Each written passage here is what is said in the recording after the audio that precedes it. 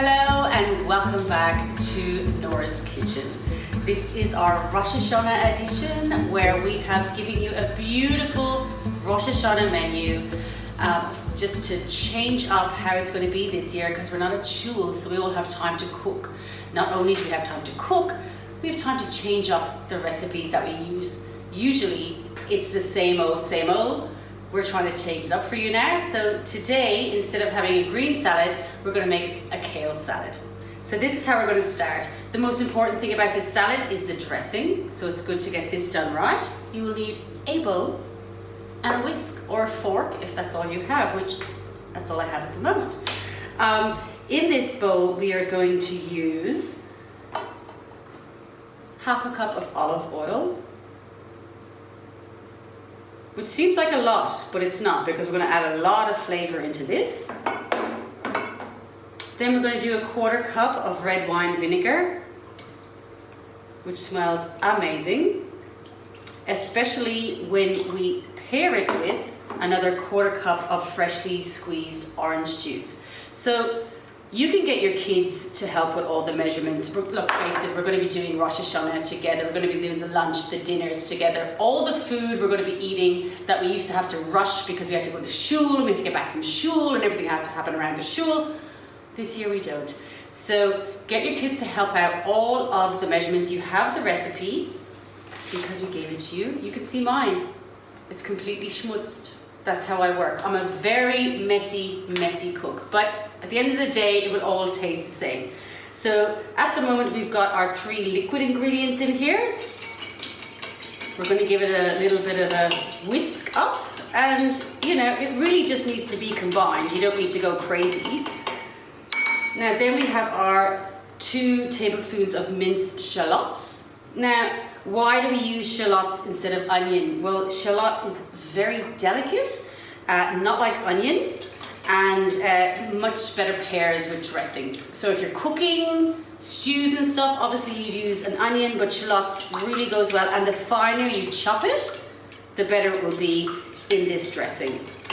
And then, of course, you've got your kosher salt. I'm a salty person. I like a lot of salt in these things, so I'm happy to over salt. And then your freshly ground black pepper. I use a pepper mill. Just use whatever pepper you're comfortable with. Some people don't like pepper at all, but just put a little bit of pepper in there. A lot of pepper if you like pepper. Okay, and then again, just whisk it up. And I wish we had smell-o-vision because this actually smells quite amazing. So we're going to let that sit. We've got our orange juice, olive oil, red wine vinegar, shallots, salt and pepper in there. So that's our dressing. So that'll sit for a moment. Now when it comes to kale, I know kale is a new fad. It's a thing that, you know, I know my daughter Ruby cooks kale chips. That's what she does. She puts kale in her smoothies. This is kale. Kale's big and a little bit ugly. That's kale. It is slightly tough, but because we have so much acid in our dressing, we'll be able to cope with that. Now you'll see down the center of the kale leaves is this really tough spine. It's very easy to get rid of. Just slice your sharp knife down the side. Very simply. And pop it, like everything else, into your veggie waste bowl, which Rabbi Kemmons will love you for and may say extra prayers for you for this year if you actually do something with your leftover greens, which we do here at the synagogue. So you want it to be in bite-sized pieces, no waste.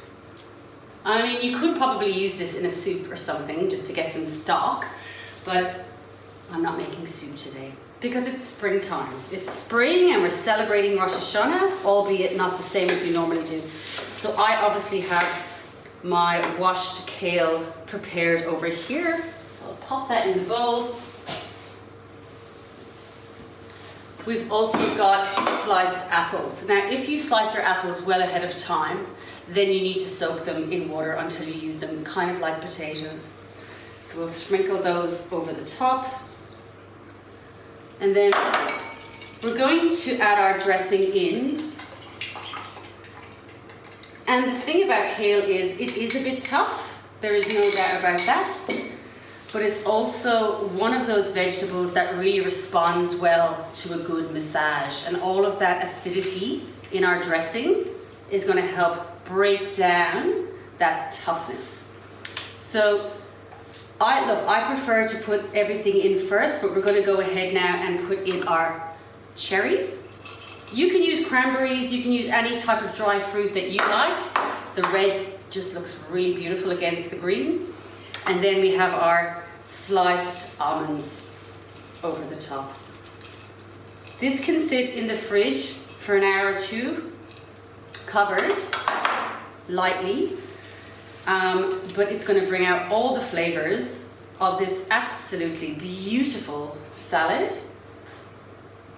And when you're about to serve, just sprinkle over your feta.